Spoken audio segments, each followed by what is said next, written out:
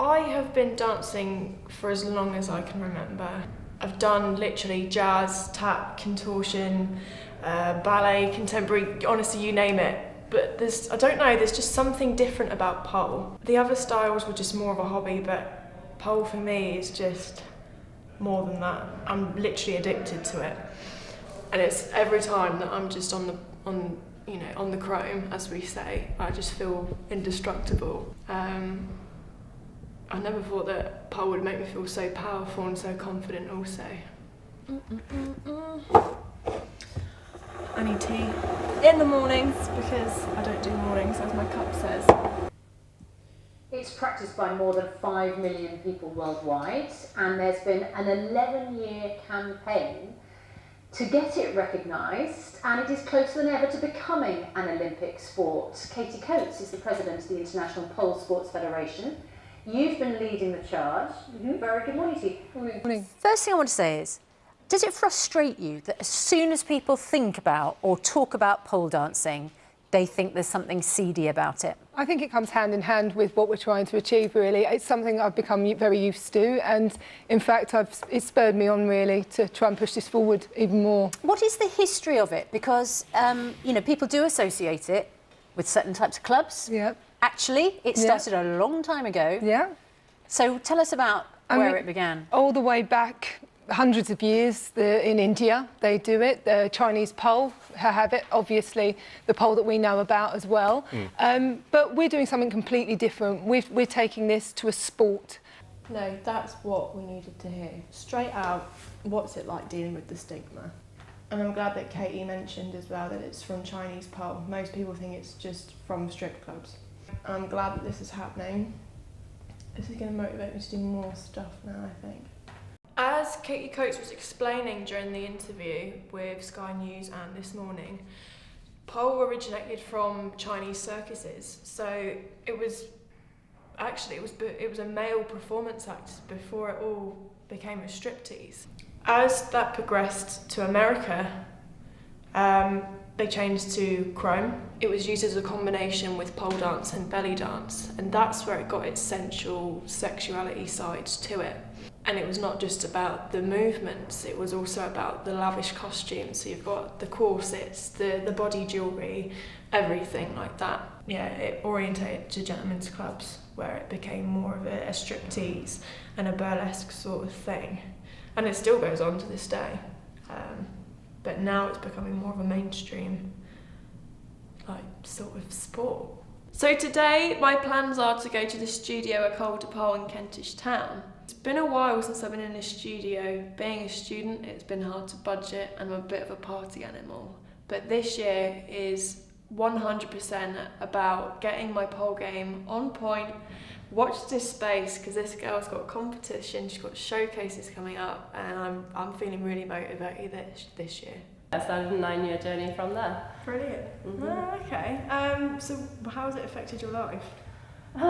It's become my whole life, really, so it's changed my life completely. I used to be a really clumsy teenager. I'd fall over things, and well, I still do sometimes, but it's given me a space where I can feel really graceful, and it's made me more athletic, more determined. Yeah, it's changed my life completely. No, brilliant. Okay. And obviously, about a week ago now, it's been classified as a sport. That's brilliant, isn't it? So how are you going to use that to your advantage? Personally, I don't compete. I may do so in the future, but I think it's so exciting for all those athletes who do want to take their careers forward in that way, and I'm more about teaching personally, so I'm so excited to help my students get to that level and see where they can go with it. Okay, brilliant. All right. Diane's going to be on the pole for us in about 2 seconds. After meeting with Diane, I was curious to see not just the pole community's opinion, but the general public's opinion.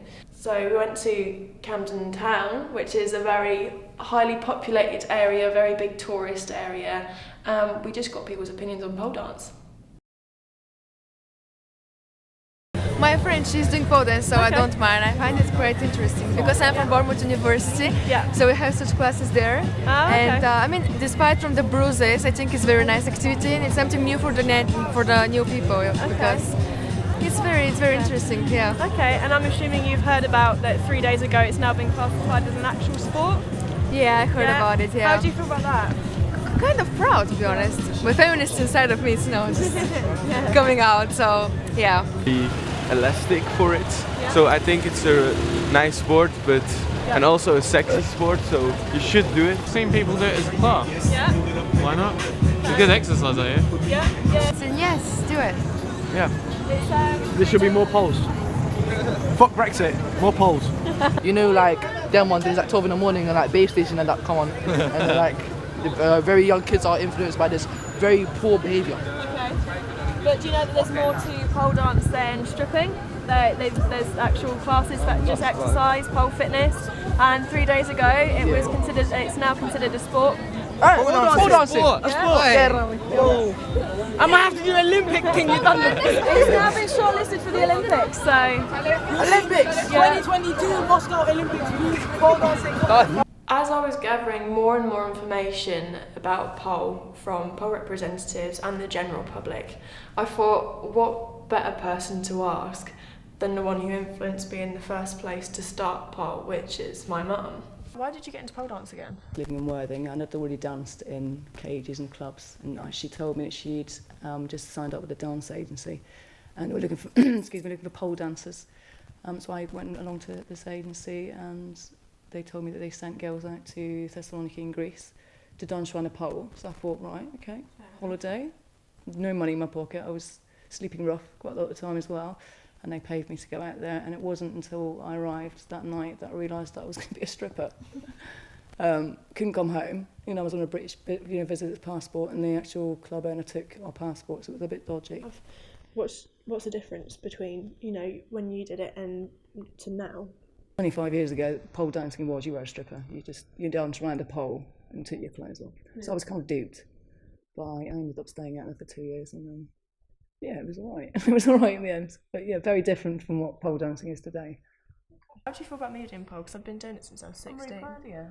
I'm really proud. You're better than me, which I don't like at all. I mean, I just danced around the pole. Yeah. In nice costumes and wiggled my bits for money. But no, what you're doing is amazing. You are very, very accomplished at it, and I'm very proud of you, Tana.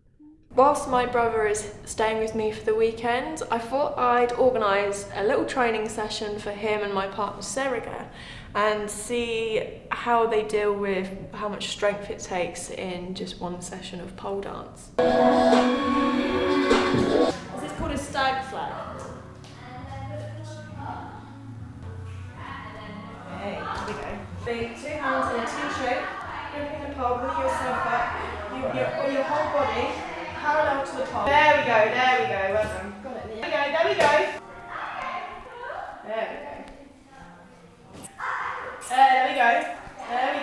You definitely need skin to grip, so we're not setting a bad example, we're just solely doing it for health and safety.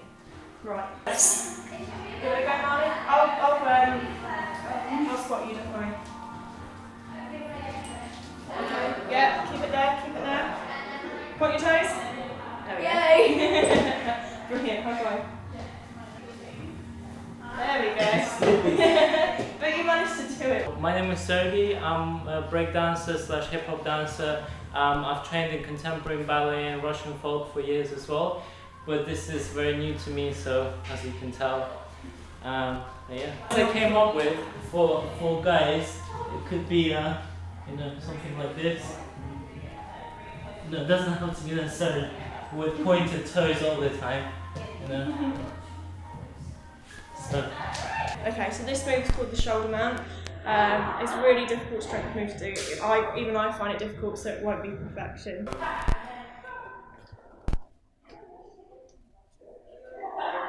Stop you, okay? Give it a go. No way. No, good try. I'm going to go slightly off topic, but I feel like this is really important to talk about the way that the media socially constructs women. You are constantly seeing sexy women in the media for the male gaze, and you've got women in society who are being influenced by Megan Fox, Kim Kardashian, which is not a bad thing. However, when you're in society, it's almost that women are shamed and shaming each other's for being sexy and being confident in themselves. And it's this weird phenomenon that women are feeling uncomfortable about showing their confidence because they're thinking, oh, it's going to make me seem vain and egotistical. You don't get that with pole dance.